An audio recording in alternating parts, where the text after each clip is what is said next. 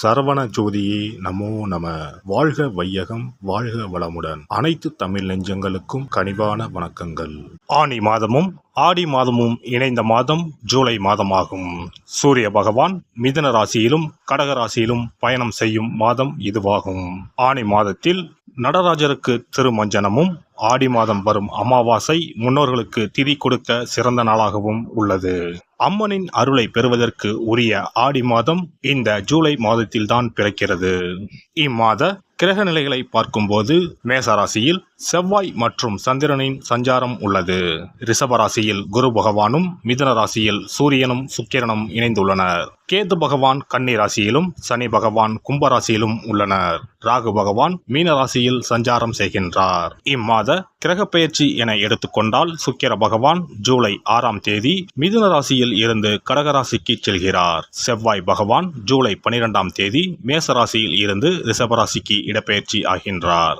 ஏற்கனவே ரிஷபத்தில் சஞ்சாரிக்கும் குரு பகவானுடன் செவ்வாய் பகவான் இணைந்து குருமங்கள யோகத்தை உண்டாக்குகிறார். அதே சமயம் இந்த ஜூலை மாதம் 16ஆம் தேதி இரவு 17ஆம் தேதி அதிகாலையில் சூரிய பகவான் மிதுன ராசியில் இருந்து பயிற்சியாகி கடகராசியில் சஞ்சாரம் செய்கின்றார். இது ஆடி தமிழ் மாத பிறப்பை குறிக்கும். ஜூலை 19ஆம் தேதி புதன் பகவான் கடகராசியில் இருந்து சிம்ம ராசிக்கு பயிற்சியாகின்றார். சுக்கிர பகவான் ஜூலை 31ஆம் தேதி சிம்ம ராசிக்கு பயிற்சியாகின்றார். சந்திர பகவான் ஜூலை 1ஆம் தேதி அஸ்வினி நட்சத்திரம் மேசராசியில் இருந்து தன் பயணத்தை ஆரம்பிக்கிறார். இந்த கிரக பயிற்சி மற்றும் சஞ்சாரத்தால் உங்கள் வாழ்வில் ஏற்படக்கூடிய சுப மற்றும் அசுப பலன்கள் என்ன என்பதனை பற்றி காண்போம். உங்கள் வாழ்வில் வளமும் நலமும் செல்வ செழிப்பும் பெற்று வாழ்வில் உயரிய நிலையை அடைய எல்லாம் வல்ல எம்பெருமானை வேண்டி விரும்பி கேட்டுக்கொள்கிறேன். மிதுன ராசி அன்பர்களே, இந்த மாதம் குழப்பங்கள் நீங்கி மனதில் தெளிவு உண்டாகும். முயற்சிகளில் எதிர்பார்த்த பலன் கிடைக்கும். வழக்குகளில் சாதகமான போக்கு காணப்படும். வியாபாரத்தில் நீங்கள் எடுக்கும் முயற்சிகள் அனைத்தும் வெற்றி பெறும். உத்தியோகத்தில் இருப்பவர்களுக்கு இடமாற்றம் உண்டாகலாம். உழைப்பு அதிகரிக்கும். தொழில் வியாபாரத்தில் எதிர்பார்த்த அளவு வேகம் இருக்கும். பணவரத்து தாமதப்படலாம். ஆர்டர்கள் தொடர்பாக நீங்கள் அலையும் அலைச்சல் வெற்றி தரும். பங்குதாரர்களுடன் இருந்து வந்த பிரச்சனைகள் அகலும். அரசாங்க அனுகூலம் கிடைக்கும். குடும்பத்தில் இருப்பவர்களின் வீண் பேச்சால் மனவருத்தம் உண்டாகலாம். கணவன் மனைவிக்கிடையே திடீர் கருத்து வேற்றுமை ஏற்படலாம். வீண் பிரச்சனைகளில் தலையிடாமல் ஒதுங்கி இருப்பது நன்மை தரும். உறவினர் நண்பர்களிடம் பழகும்போது கவனம் தேவை. பெண்களை பொறுத்தவரை குழப்பங்கள் நீங்கி மனதில் தெளிவு உண்டாகும். எதையும் ஒரு முறைக்கு இருமுறை யோசித்து செய்வது நல்லது. கலைத்துறையினருக்கு காரிய வெற்றி உண்டாகும். உதவிகள் கிடைக்கும். எதிர்பாராத செலவு உண்டாகும். சொத்து மனை சம்பந்தமான காரியங்களில் தடை தாமதம் ஏற்படலாம். வீண் பயம் ஏற்படும். ஏற்கனவே செய்த காரியங்களுக்கான பலனை இப்போது அடைய வேண்டியிருக்கும். அரசியல் துறையினருக்கு வீண் வழக்கு விவகாரங்கள் வரலாம். எச்சரிக்கையாக செயல்படுவது நல்லது. வெளிநாட்டு பயண வாய்ப்புகள் வரலாம். சிலர் வெளியூர் பயணம் செல்வார்கள். பெண்களுடன் பழகும்போது கவனம் தேவை. மனதில் தெம்பு உண்டாகும். மகிழ்ச்சி அதிகரிக்கும். மாணவர்களுக்கு முயற்சிகளில் எதிர்பார்த்த பலன் கிடைப்பதில் தாமதம் ஏற்படும். கூடுதல் மதிப்பெண் பெற அதிக நேரம் படிப்பது நல்லது. நட்சத்திர பலன்கள் மிருகசிரிசம். இந்த மாதம் தொழில் வியாபாரத்தை பொறுத்தவரை சிறப்பாக இருக்கும். தொழில் வியாபாரத்தை மாற்றலாமா என்ற எண்ணம் உண்டாகும். உத்தியோகத்தில் இருப்பவர்களுக்கு இடமாற்றம், பதவி உயர்வு கிடைக்கப் பெறுவீர்கள். தொழில் வியாபாரத்தில் வரவேண்டிய பாக்கிகள் வசூலாகும். வாகனங்கள் மூலம் லாபம் கிடைக்கும். சரக்குகளை வெளியூர்களுக்கு அனுப்பும்போது கவனம் தேவை. திருவாதிரை நட்சத்திரம். இந்த மாதம் கணவன் மனைவிக்கிடையே இருந்த கருத்து வேற்றுமை குறையும்.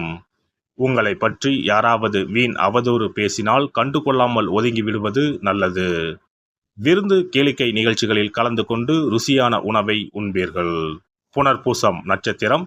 இந்த மாதம் எந்த ஒரு வேலையையும் மன திருப்தியுடன் செய்வீர்கள். சாமர்த்தியமான பேச்சின் மூலம் காரிய வெற்றி உண்டாகும். பணவரத்து கூடும். கடுமையான முயற்சிகள் மேற்கொள்வது குறையும். வீண் வாக்குவாதங்களை தவிர்ப்பது நல்லது. எதிர்பாராத செலவுகள் உண்டாகும். கவனம் தேவை. புதன் கிழமையில் பெருமாளுக்கு துளசி மாலை அணிவித்து தீபமேற்றி அர்ச்சனை செய்து வணங்குவது வாழ்க்கையில் முன்னேற்றத்தை தரும். குல தெய்வத்தையும் இஷ்ட தெய்வத்தையும் ஒரே நாளில் சென்று தரிசித்து வாருங்கள். காரியங்களில் இருந்த தடைகள் விலகும். தொழில் வியாபாரம் சிறப்பாக நடைபெறும். சிறப்பு தொகுப்பு. ஒரு வெற்றிலை இருந்தால் உங்கள் துன்பங்களில் இருந்து விடுபட முடியும் என்றால் நம்ப முடிகிறதா? ஆம், உங்கள் ராசிக்கும் வெற்றிலை பரிகாரம் இருக்கிறது. அவற்றிற்கான வழிபாட்டு முறைகள் பற்றி காண்போம். பண்டிகை, திருவிழா, வீட்டில் விசேஷம் என்றால் வெற்றிலை பாக்கு வைத்து உறவினர்களை அழைப்பது வழக்கம். வெற்றிலையும் பாக்கும் மகாலட்சுமியின் அம்சங்களாகும்.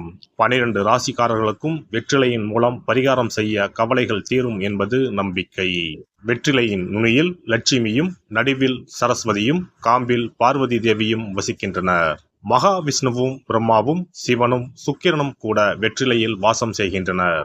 எனவேதான் பூஜை மற்றும் திருமணம் சுபமாக நடக்க வேண்டும் என்பதற்காக வெற்றிலை பாக்கு படைக்கப்படுகிறது. துன்பம் விலக உங்க ராசியின்படி இந்த மாதிரி வெற்றிலை பரிகாரம் செய்யுங்கள். வெற்றிலை பரிகாரத்தில் எல்லோரும் ஒரே மாதிரியான பரிகாரத்தை செய்தால் பலன் தராது. அவரவர் ராசிக்கு தகுந்தபடி சில இஷ்ட தெய்வங்களையும் சில கிரக தெய்வங்களையும் பொறுத்து உங்களுடைய பரிகாரத்தை மாற்றிக்கொள்ள வேண்டும். அப்போதுதான் உங்களுக்கு என்ன கஷ்டமோ அது சரியாக நீங்கி உங்களுக்கு நல்ல பலன்கள் கிடைக்கும்.